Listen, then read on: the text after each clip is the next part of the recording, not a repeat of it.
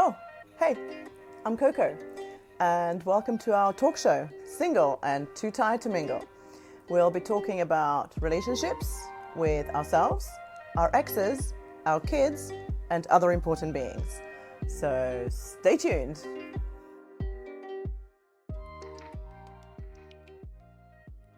All right, good morning, Yuri. Good morning. So thank you so much for joining us from LA, where it's 7:30 in the morning. So I really appreciate your time and getting up for us. No, this is mom's time, we always wake up early anyway. That is true. That is true. Yeah. So let me just introduce you quickly to our audience. So you are a business owner, an entrepreneur. You have your wellness and beauty company, and you're also a great cook, I heard. Yes. I love to cook. Yes. Yeah, amazing. And also a single mother to a son. Yes. So is there anything that you would like to add to that? Well, I'm a lover. Oh, nice. Another thing that I also want to be a book writer. So that's why I'm so excited to be connected to you when you reach out to me, because you also a book writer. So it's always nice to connect to another person that loves to write. Yeah, so true. Happy to help out if you need any advice. Yeah. Really good. Thanks so much for that. So let's just kind of start on your personal journey. We said you're a mother of a son, so you have been married before, and you ended up kind of terminating that relationship. Can you walk us through that a little bit? Sure, yeah. So I can just give a little bit of a background so people kind of understand why all the decisions are made, right? Because everything is depending on the background. So I came from Indonesia, really strict Muslim country. I don't grow up Muslim, but my family also really strict. My parents was actually Buddhist, but we still grew up in the same culture and community that sex is very taboo. A lot of things that, as a woman, as a girl, we can't, pin our nails, dress a certain way, show skin and all that stuff. And there's a lot of we never really learn love in the way, to me, the Western culture learn love. To us, love on Western culture is only on TV. It's not really real. So what's love in our culture is almost only commitment, loyalty, works, what you do. We don't touch, we don't say I love you. And we, also come from, I have to say, I don't come from a safe family, meaning love is not available for me as a child. So I never really learned that love is something that gentle and touch and words and all of that, the beauty part of love. So after coming from, when I grew up there, I felt really, really caged as a child. I was never be able to express myself in any way, even though I was a girl. I still can't. If I'm crying, my mom would tell me why are you crying? You're stupid. Or, basically any type of an emotional feeling is always kind of it's something, it's stupid, or it's just something you're weak or you're too sensitive. So anything is labeled as something very negative. So I tend to basically suppress all my emotion, never really say anything about my emotion. It's almost like we have to be a robot or not having emotion, because emotion are bad. So obviously from that culture, I end up in a relationship of very, very controlling, to the point that if I wear mascara or a little bit of a blush to school, my ex-fiance will flip, what are you doing? Who's trying to impress? Or if I wear a tank top, even I will be in a huge trouble. So all of that kind of love, which is really cage you, and they kind of show you that is their main protection. When you don't know and you don't understand, I would never seen another side. You just really never know oh, am I in the right relationship or not? Because you never really seen it, what's relationship supposed to look like, because the one on TV is fake, right? Because he's only in the movie. So we don't believe that either. So I don't believe in that kind of love. To me, it's just, oh my God, barf. It's just what's romance? And that's how I always feel, It's so funny to see how much I feel now that I'm all about love. But my friend would laugh at me. My old friends, what's wrong with you? They even say that what's wrong with me? There's nothing wrong with me. I just changed. I understand now. Yeah, yeah. So yeah, so from coming from there, I actually ran away. I supposed to get married to my ex-fiance, and I just realized that is not the life that I wanted. Not even in the love perspective. I just feel like I was never appreciated. Even from my family and like, people around me. I have this creative side that people also don't really appreciate, like where I came from, you know. So I'm a runaway bride. So I ran away. So I ran away from that relationship. Thank goodness I came here and I started to basically what I call it searching for life, happiness, searching for love, searching for who I am, and getting to know myself when I was 23 years old. So when I came here, I met a beautiful man. He is the most gentle, like love that I never felt before because everything was very controlling. I was very controlled. And in this relationship, he let me be whoever I want. And he loved me like I was like the queen of his world. I never felt that kind of love. So obviously, oh my God, this is nice. So I don't know, am I supposed to feel a certain way because I don't know love, right? All I know was if I feel some kind of attachment to anybody, I thought it was love. Later on, I learned about attachment because I learned about the difference between love and attachment. But obviously, because I don't come from love, so any type of attention, I quickly attach to it. And especially when a really good man taking care of me and then another man, in our world, our men are not good. Either they, abuse you, control you, and all of that, never at home, never take care of the kids. To me, the difference, it's so different. So then when I saw this, I was like, oh my God, I'm so lucky and I'm so blessed. So then like I have to take this man and I have to be loyal to him because lucky enough that I met someone that loved me, because I don't have or never received any type of that kind of love. So okay, so then this is the love that I supposed to have. So I hold on to that relationship for so long because I have the same idea. And we were told when we were young, as a woman, this is which is really crazy, we can learn to love somebody. So in my head, sure, I don't felt like whatever romantic like love that I saw it on TV per se, right? But I will be able to like love him like that one day in my head, because I always knew that he loved me more than I love him. Right. And that's also another thing that we learned as we were young girls. Like you have to find a man that love you more than they love like you love them. What kind of Yeah. BS is this, Yeah, but it was my belief. And I was proudly holding on to that belief for so long that I even, when I saw my girlfriends getting brokenhearted and like I love them, I was like, oh my God, you're so stupid. What would you want to be with someone like that? What would you, I say this thing because I never experienced love, in how I should as a woman. So that's, of course, like 13 years later, I realized that like I'd never be able to love him the way he loved me. And after having Kai and experience that kind of love, I think my soul starting to wanting to experience real love. Does that make sense? And I starting to like the part of me in that relationship also like I become almost the masculine in the relationship. I think because I'm also now a mother in the beginning of my motherhood. No, yeah, when I have Kai for first year, I was going through a postpartum depression that pushed a lot more masculinity more than ever before. Like I need to protect, provide, you know, and lead. And it is not my masculine energy. So obviously something is triggering in that inside of me that like this is not the relationship I want to be in.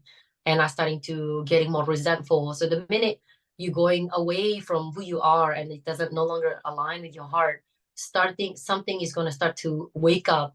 And that wake up actually made me a very angry mom. And I grew up in an angry mom, and I didn't blame her in any way. Like, at this age I understand what she's going through was really hard, but she was angry and she was resentment. And a lot of mother have this issue because they mostly of them are not happy in their relationship, but they stay for the kids.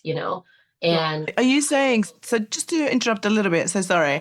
So are you yeah, saying that with your relationship that you had kind of 13 years ago, it started off quite lovingly And then you had the son, or was the son from your previous relationship with the man that you were going to marry? No, this is the one that is my 13 years relationship. Okay.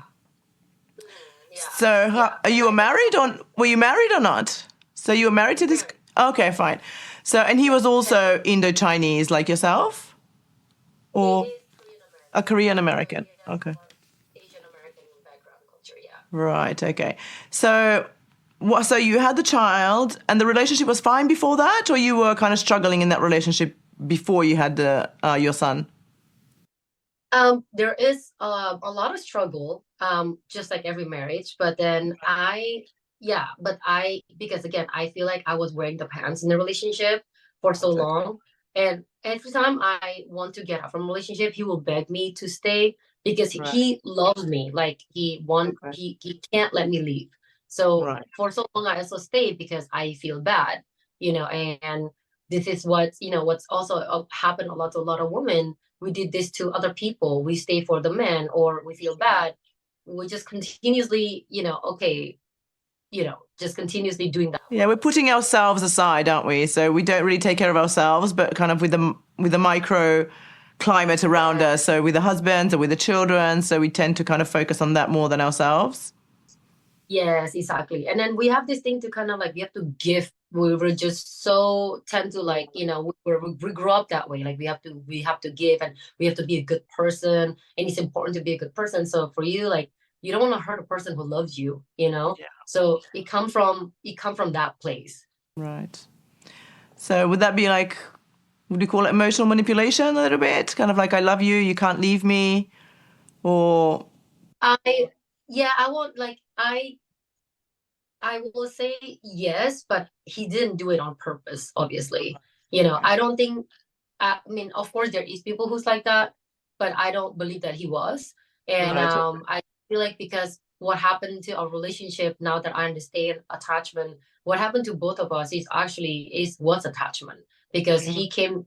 Attachment is like when you come to someone's life and that person is feeling the gap or whatever you feel like you need during that time of your life, and Yeah. whatever if it's there, then that's when you connect, and that's when you attach, and you thought that was love. And that's when people say people out of love, it was never love from the beginning.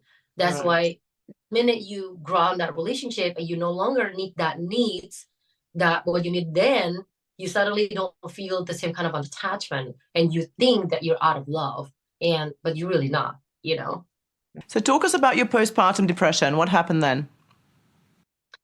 So I have again, my relationship with my mother was not the greatest. So she was helping me with Kai when he was little.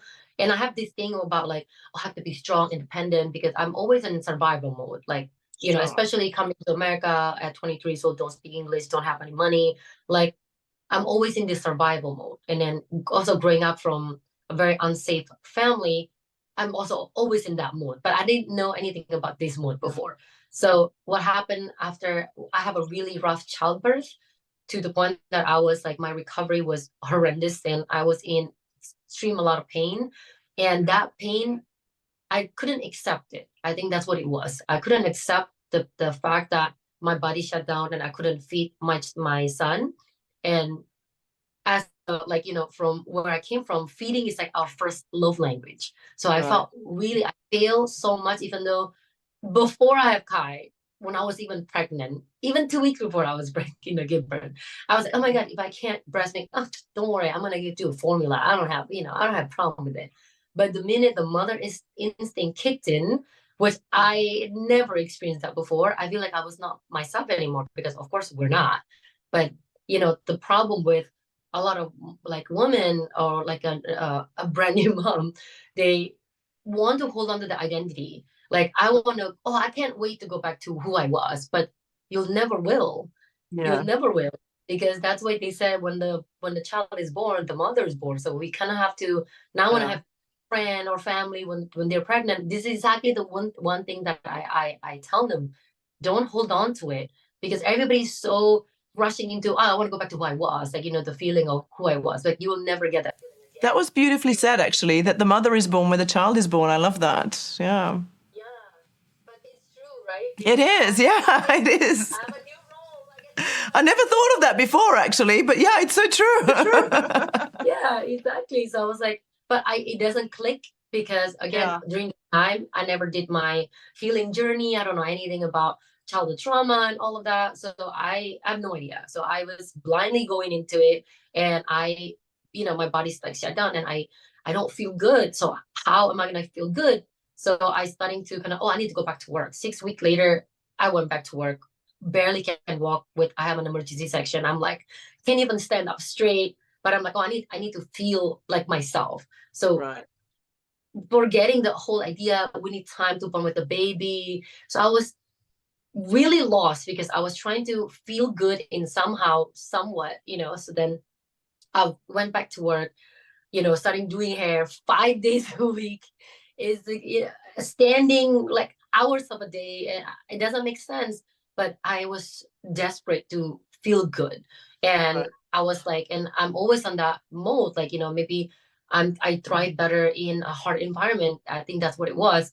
And I feel Right. like, oh, if I'm just starting hustle and I need to make money, because again, my masculine energy is starting to rise, which is insane. And that's probably why my breast milk also didn't come out, because it's not my maturing feminine energy that was out from this experience. It was my masculine energy. Like I suddenly I need to like lead and provide, and and that was completely like took me to the darkness. So then I came home, he was already asleep, and I will hold him crying because I'm like, he's gonna forget about me. I have no really, I hold him and I have no feeling. I can't Right. feel him. And I'm confused. I'm like, I'm supposed to feel rainbows and bunny and Yeah. butterflies and all the love and all the warmth. I feel nothing. And Right. and I have an even more broken side. I don't know. It was so Yeah. much, yeah, like so much that we don't know. And again, I think what it was is I was losing control. And that was my first, like I understand when you lost control, you starting to try to grab in any control you want, right? And I started to like, oh my God, like I need to actually I want to open my salon immediately after my son was born is because of that. I feel Right. like, and then my mother, who was like my main kind of like criticizing and oh, like you'll never be good enough, like you're not a good enough mother, you're not good enough anything. So like almost like I have to prove something to her that I can do this, like. And I was like um over, what do you call it, like overshowing what Right. I can do. Yeah, Yeah. because again, it all came from all my insecurity that I couldn't feel, or I couldn't fill myself up with something, and I started to overdoing. And the more I overdo, the more I burn myself out. Of course. Yeah. Yeah. It's a vicious cycle, right? So one thing leads to another. Yes.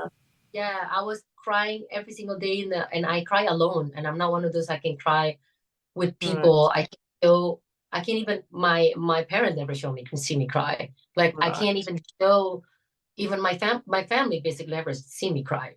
And I'm one of those, I cried alone, and I will be in the bathroom, at work and at home. I always, I put myself in that situation because I don't want to. And then, but at that point, I think at the point I can't even hold it anymore. I'm starting to really, really broken. And Right. my coworkers and my girls at the salon, they're like the best support for me at that time. Really, they're like they just saw how broken I was, and I was like, I can't do it anymore. Yeah. What happened? What changed from the moment that you realized you were doing everything, where actually you were just a brand new young little mum? So what happened with your relationship then, and how did you manage all that? Because I'm guessing that if you come from quite a, maybe strict and emotionless environment, they weren't very keen on you now being a single divorced mother. So how did you manage that? Yeah, even when I remember when I told when my mom found out that I'm about to get, like, I already separated at the time, I'm about to get divorced. The first thing she said was like, she was hysterically saying like, how could you do this to Kai? Oh, I see. Okay. So I never get the support. Like my family look at me as like I'm the crazy one. I make decisions like irrational and not traditional. I did all the thing that we can call it the rebellious second child syndrome, right? But Right. but Okay. it was it was like that. Like I was never get the right support for, from my family, because even when I was leaving my relationship, that I was, sure, I don't get beat up, but you don't know what emotionally, Yeah. like pressure and, that he put me through. But even though I explained that to my family, I still was my mistake. Like, wow, like Right. can't believe you broke up the relationship, like you embarrassing to our family. Like it was just a lot of shame and blame and guilt. And it always come from, people that are the closest to me. So Yeah. that was hard. Yeah. Okay. So how long did you then live alone with him, with just Kai? How what's that? So after you broke the relationship, so you moved out, then you lived alone with him, and so you're still living alone. I think you're in a new relationship now, right? Yeah, so I am now in a relationship, yes. Okay, very sweet. Tell us what kind of what happened in your transformation from going to kind of thinking about the world is loveless to then actually transforming yourself to where you are today, where you kind of know what love is, you're very in touch with yourself. So what happened? What sent you on this journey? I think because when you seek it, you find it. That's what it is. I was seeking for it. So the first time, which I feel like everything happened for a reason, right? We agree on that. My relationship with my ex-husband, I was really grateful for what happened to us. He actually the one who taught me and showed me and set a really high standard of how I wanted to be loved, because I don't know how to be loved, right? Because if God's grace, I met somebody that loved me that way.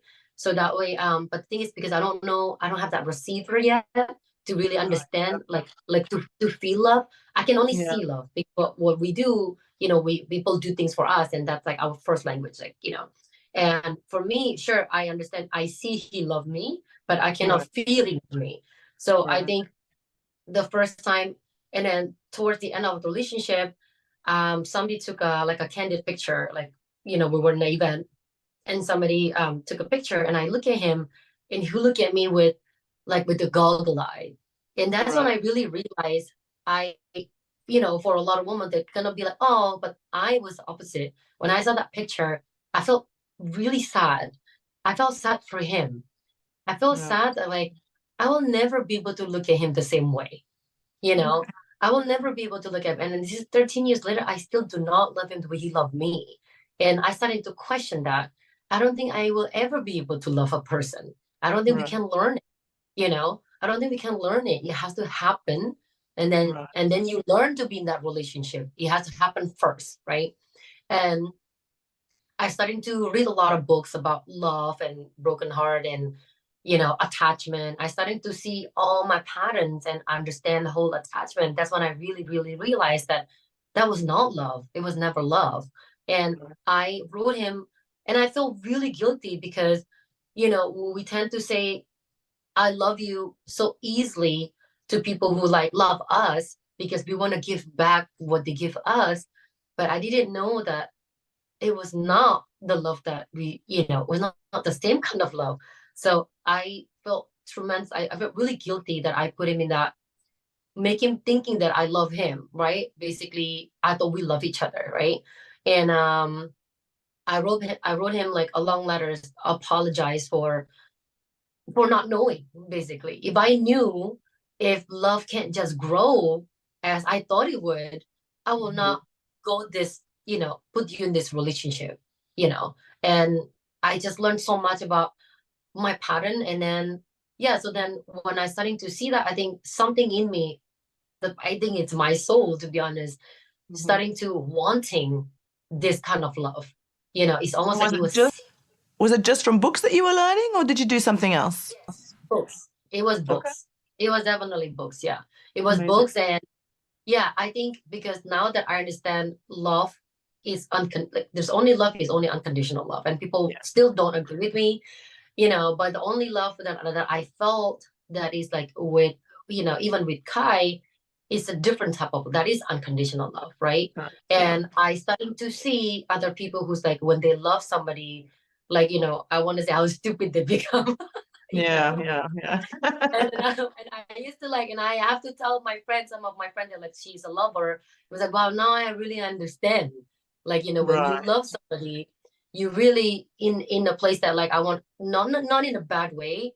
You lose yourself is because you have to lose your old self, not like right. yourself as a person or your Hmm. core, but you do have to lose that ego side of you to be in a relationship. So you do have to lose that side. And I have to lose that part of me when I am in this relationship, because I was that person that who always wear pants in my relationship. And then Right. this relationship, I can't do it anymore. But in the beginning, I was holding on to it. That's why we broke up for a whole year because I was holding on to it. And I literally call him, oh my God, he's toxic. He's making me changing who I am. That's okay. Yeah. So, yeah. So, let's talk about something it's called ego death. Right. What is that? Talk us through that. Yes, ego death is what it is. So, coming from when a place when a woman have no voice, because I was suppressed to the point that I don't have my freedom, my, freedom of speech or whatever. And coming from there, I grew to be what we call nowadays feminists, right? And I'm not saying it's not right, like whatnot, but I think now we can't, if we want love, right, as a woman, we can't go around and say men sucks, you Mm, know, all men right. are bad. We can't say this, because sure, there's like bad men. There's also a lot of bad women, right? And he's not, and I will not say bad. To me, there's really not bad people. It's just hurt people. And Mm, when you starting to going through your journey and understand people pattern and behavior, there's nothing to do. They want to be bad. Nobody want to be bad because everyone is hurt. That's the oh, problem, you know and especially with men not knowing how to, madam. or not allowed also to have any some sort of an emotional, when they grew up, like, and then now we expect them to have an emotional intelligence. How? Right? So like Right. they're also lost, and to Yeah. become who they are is not because they wanted to be who they are. The social, like the environment, create the men like this. Yeah. Is I don't want to say it's not their fault. Obviously, we can always, like it took awareness to get where I am, where we are today. But I was also lost. So I think as a person, I it's important to be aware of like where we took it too far, you Mhm. know and nowadays I see a lot more women, oh, we have to be our own men and all this, like it's all coming from fear and survival mode, because I was there. I'm Yeah. gonna be my own man, but we'll never be able to feel aligned 100%. That's how I feel. So, Yuri, tell me, is it harder to date when we get older? Absolutely not. it's actually Love that. it's actually easier. Yes. To me it's easier. The reason why I say it's easier, because when we're older, we already know who we are, like at the core. And the word your vibe attract your tribe is actually, this is what it is. Like when we were young, because we don't really know who we are, we have a lot more insecurity of who we are. So we want to be someone, but we're not quite that person. So we tend Yeah. to also, I see a lot of people, not just women, by the way, a lot of men also do this. When they go into dating, they kind of like presenting something they're Yeah. not, because they want to attract them. Also you attract a lot of like wrong vibe. So when you're older, we kind of tend to like, we don't care about what they think about us anymore. We're kind of like, I don't care if you like me or not. Yeah, Because we very know true. what we like. We really don't. So then like we don't care to be liked. That's what it is. Yeah. Because we don't care to be liked per se. Like we just want to be with people that we really click and we really connect with. So yeah, so then that feeling and attitude attract, like that, like you will only attract like the same kind of vibe with you. Sure, Yeah. it's not like the pool is smaller per se, right? But Yeah. you don't you it's also like I always look at it as a like a filter. Like what would you want to go to random dates? Like we don't have that much Yeah. time in our life. So yeah, we don't have a lot of free time like all the, the young Yeah. generation. So definitely We have to tune our vibe, right? We have to tune our vibe if we want to attract. tune yourself. Yeah, so don't give out a wrong vibe, because you have to Yeah. really, really be to who you are, so you can really attract someone that you really want to be with. Yeah. Because you don't want to attract a wrong vibe and then waste your time, pretending to be someone, and then like, oh my God. True. So Yuri, on your Instagram, you have this very raw and very, I guess, vulnerable and personal photo of your body, which, post birth, we often think that women need to have the same body as they were in their 20s or before they had children. And this is obviously an unrealistic expectations. So tell me about more how you came from, your childhood and all those expectations and to where you are today, where you are kind of happy and satisfied with yourself. Yeah, I think a lot of women have this body image issue, because we have the standard beauty that like people, like praise, right? But Yeah. the thing is, what people don't know, even a lot of women with a perfect body, they don't love their body. That's one. So don't even be jealous looking at it, because if you don't know how to accept and appreciate your body, no matter what size you are, you'll never be able to accept it or love it. So to Yeah. me, it's not about matter of the size and not matter of how the skin looks like, whatnot, but it's the love that we have for ourselves, and understanding that after you have your baby and your body, like it will never look the same if you like grew a human being in your body, right? I think we don't realize that enough. We're actually growing a new human being, right? So A human being, there's nothing more crazy. crazy. There's Yeah. nothing more crazy than growing a whole human being in your body, Yeah. Yeah. and so to me, I think understanding and looking at that perspective and have that conversation with yourself when you're looking at your body, and starting to talk this narrative in yourself that like, wow, like this body has created a human being that you love so much, Yeah. that you love so much and love you so much.